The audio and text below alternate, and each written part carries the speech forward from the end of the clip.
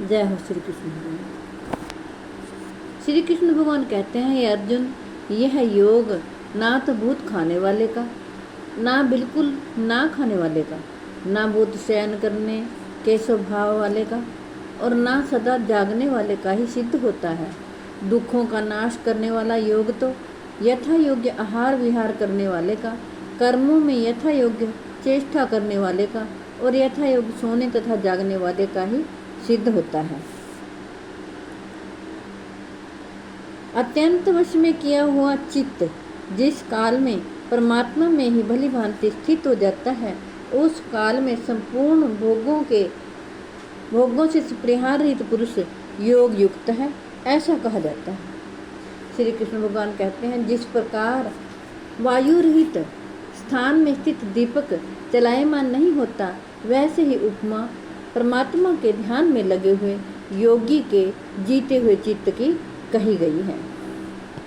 योग के अभ्यास से निरुद्ध चित्त जिस अवस्था में उपराम हो जाता है, और जिस अवस्था में परमात्मा के ध्यान से शुद्ध हुई सूक्ष्म बुद्धि द्वारा परमात्मा को साक्षात्कार करता हुआ सच्चिदानंद घन परमात्मा में ही संतुष्ट रहता है,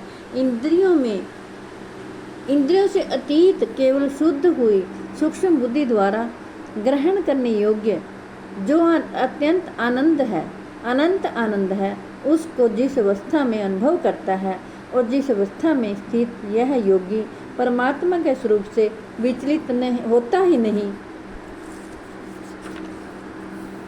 परमात्मा की प्राप्ति रूप जिस लाभ को प्राप्त होकर उससे अधिक दूसरा कुछ भी लाभ नहीं मानता, और परमात्मा प्राप्ति रूप जिस अवस्था में स्थित योगी बड़े भारी दुख से भी चलायमान नहीं होता, जो दुख रूप संसार के संयोग से रहित है तथा जिसका नाम योग है, उसको जानना चाहिए।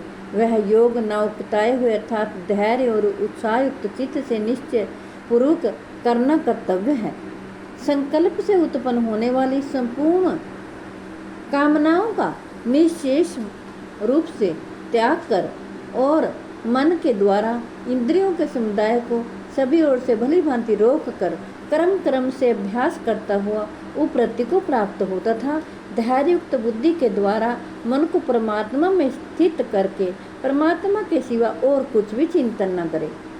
यह स्थिर न रहने वाला और चंचल मन जिस शब्द आदि विषय के निमित्त से संसार में विचरता है, उस विषय से रोक कर यानी हटाकर इसे बार बार परमात्मा में ही निरुद्ध करे।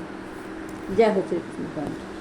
श्री कृष्ण भगवान कहते हैं, क्योंकि जिसका मन भली भांति शांत है, जो पाप से रहित है, और जिसका रजोगुण शांत हो गया है, ऐसे इस सच्चिदानंद घन ब्रह्म के साथ एक ही भाव हुए योग को उत्तम आनंद प्राप्त होता है।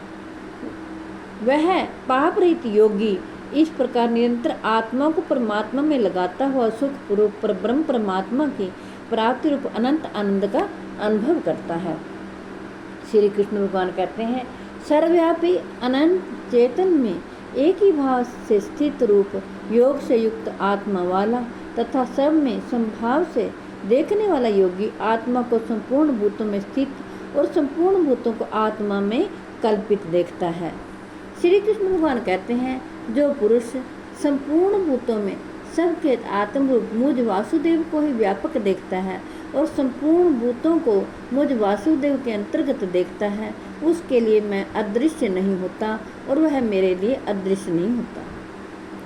श्री कृष्ण भगवान कहते हैं, सर्वभूत स्थितम यो माम भजते कृतवमास्थित है, सर्वथा वर्तमानोपि स योगी मयि वर्तते। जो पुरुष एक ही भाव में स्थित होकर संपूर्ण भूतों में आत्मा रूप से स्थित मुझ सच्चिदानंद घन वासुदेव को ही भजता है, वह योगी सब प्रकार से बरतता हुआ भी मुझ में ही बरतता है। श्री कृष्ण भगवान कहते हैं, हे अर्जुन, जो योगी अपनी भांति संपूर्ण भूतों में सम देखता है और सुख अथवा दुख को भी सब में सम देखता है, वह योगी परम श्रेष्ठ माना गया है। अर्जुन बोले, हे मधुसूदन, जो यह योग आपने संभाव से कहा है, मन के चंचल होने से मैं इसकी नित्य स्थिति को नहीं देखता हूँ। क्योंकि हे कृष्ण, यह मन बड़ा चंचल पर मथन स्वभाव वाला, बड़ा दृढ़ और बलवान है। इसलिए उसका वश में करना मैं वायु को रोकने की भांति अत्यंत दुष्कर मानता हूँ।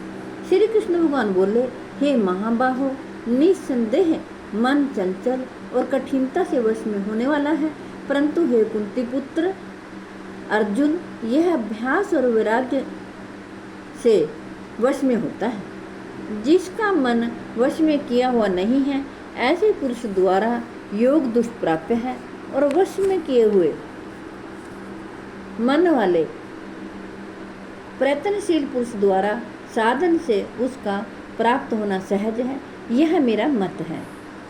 अर्जुन बोले, हे कृष्ण, जो योग में श्रद्धा रखने वाले हैं किंतु संयमी नहीं है, इस कारण जिनका मन अंतकाल में भी योग से विचलित हो गया है, ऐसा साधक योग की सिद्धि को अर्थात भगवत साक्षात्कार को ना प्राप्त होकर किस गति को प्राप्त होता है। हे महाबाहो, क्या वह भगवत प्राप्ति के मार्ग में मोहित और आश्रय रहित पुरुष छिन्न भिन्न बादल की भांति दोनों ओर से भ्रष्ट होकर नष्ट तो नहीं हो जाता। हे कृष्ण, मेरी इस संशय को संपूर्ण रूप से छेदन करने के लिए आप ही योग्य हैं, क्योंकि आपके सिवा दूसरा कोई इस संशय का छेदन करने वाला मिलना संभव नहीं है। श्री कृष्ण भगवान बोले, हे पार्थ, उस पुरुष का ना तो इस लोक में नाश होता है और न परलोक में ही, क्योंकि हे प्यारे, आत्मोद्धार के लिए अर्थात भगवत प्राप्ति के लिए कर्म करने वाला कोई भी मनुष्य दुर्गति को नहीं प्राप्त होता।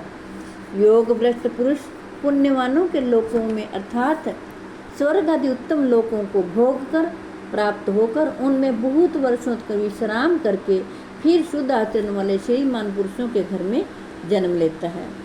अथवा वैराग्यवान पुरुष उन लोकों में ना जाकर ज्ञानवान योगियों के ही कुल में जन्म लेता है, परंतु इस प्रकार का जो वह जन्म है सो संसार में निस्संदेह अत्यंत दुर्लभ है। वहाँ उस पहले शरीर में संग्रह किए हुए बुद्धि सिंहों को अर्थात समबुद्धि रूप योग के संस्कारों को अनायास ही प्राप्त हो जाता है, और हे कुरुनंदन, उसके प्रभाव से वह फिर परमात्मा की प्राप्ति रूप सिद्धि के लिए पहले से भी बढ़कर प्रयत्न करता है। वह श्रीमानों के घर में जन्म लेने वाला योग भ्रष्ट पराधीन हुआ भी उस पहले के अभ्यास से ही निसंदेह भगवान की ओर आकर्षित किया जाता है, तथा समबुद्धि रूप योग का जिज्ञासु भी वेद में कहे हुए सकाम कर्मों के फल को उल्लंघन कर जाता है। परंतु प्रयत्नपूर्वक अभ्यास करने वाला योगी तो पिछले अनेक जन्मों के संस्कार बल से इसी जन्म में संसिद्ध होकर संपूर्ण पापों से रहित होकर फिर तत्काल ही परम गति को प्राप्त होता है। योगी तपस्वियों में श्रेष्ठ है, शास्त्र ज्ञानियों में भी श्रेष्ठ माना गया है, और सकाम करने वालों में भी योगी श्रेष्ठ है। इससे है अर्जुन, तू योगी हो जा। संपूर्ण योगियों में जो श्रद्धावान योगी मुझ में लगे हुए परम अंतरात्मा से मुझको निरंतर भजता है, वह योगी मुझे परम श्रेष्ठ मान्य है। जय हो श्री कृष्ण। हे कृष्ण गोविंद हरे मुरारे, हे नाथ नारायण वासुदेव।